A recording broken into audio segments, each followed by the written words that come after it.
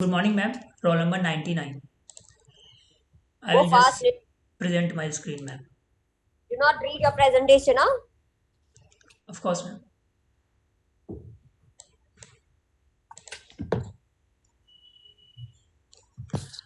Good morning, everyone.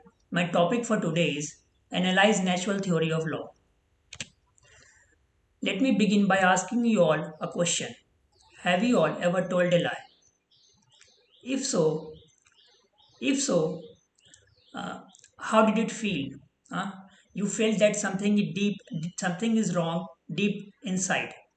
But why? You probably weren't proud of your actions.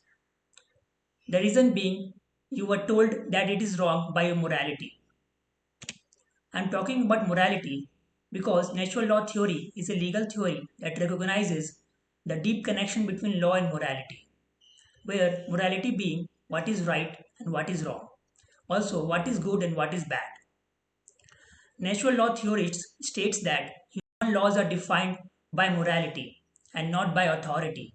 Authority being a king, the government, or the state. It states that morality makes the laws and authority should not make the laws. And also it also states that the humans are guided by our own human nature to figure out what the laws are and to act in conformity with those laws. And the state has no business into the making the laws. Now analyze how did the term natural law arrive. As we know, everything originates from nature. Our own human morality also originates from nature.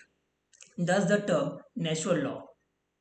Also, we know that everything in nature has a purpose. We as a humans also have a purpose.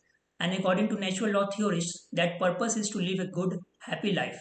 And any law that doesn't enable us to do that, it is not a good law. As humans, our laws also have a purpose, that is to provide justice. And if the laws cannot provide justice, then that law cannot be called a good law. And laws must provide justice in order to lead humans to live a good and happy life. Now, let's contrast legal positivism to natural law. In legal positivism, state makes the law, and however flawed the law is, it is still a good law. But in contrast to that, in natural law, the state has no business in making laws. It's up to us, the human nature, to figure out the laws, and to every man-made law should conform to the higher basic principles of natural justice.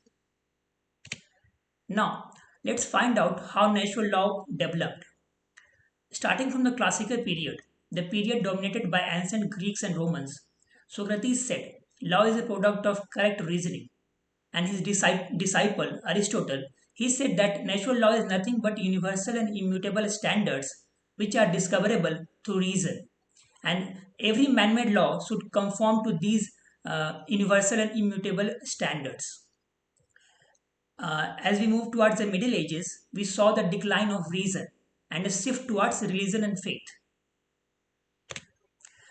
Moving on, in the Renaissance period, we saw the revival of Greeks and Roman reasoning as they looked at the purpose of human life to itself to create the natural principles. Here, Hobbes, Rousseau, and Locke propounded the social contract theory, in which Rousseau was the main propounder. Social contract theory talks about people who have inherent duties and rights. In social contract theory, people provide duties to the state, and in exchange, state provide protection in form of rights. And this social contract theory is in conformity with the natural law of jurisprudence. Now coming to modern period, the 19th century saw the decline of interest in natural law. One may wonder why. I have enumerated three main reasons for that. Because from the 19th century, scientific knowledge was available in abundance, and this saw decline in human morality standards. Further, human morality is not being seen as uniform all over the place. As society changes, human culture changes, morality also changes. What was wrong some time ago is not wrong right now. For example, in India, adultery was not it was considered a wrong some time ago, but it is not a wrong right now. Further, the man-made laws, emergence of man-made laws, and the school of positivists further accelerated the decline of natural law. However, in conclusion, I would like to state that following World War II, natural law gathered some acceptance because of the atrocities caused by Nazis during the war. And in the outcome, we have Universal Declaration of Human Rights by the UN in 1948.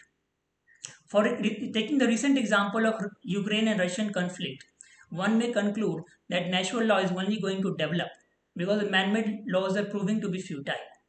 We can also see a strong evidence of natural law in our natural justice principles like Audi Alteram Partem. In ancient India, we had Sastras, Smritis, and Srutis, who also connotes a deep connection with the natural law principles. Our Indian constitutions enshrines Article 14, 19, and Article 21, in which I want to talk about Article 21, which enshrines right to life and personal liberty, which is in conformity with natural law principles. So I'd like to conclude my presentation by saying that in these turbulent times, the natural law theory is out to be more developed and is more basic form of law that should be promoted. Thank you.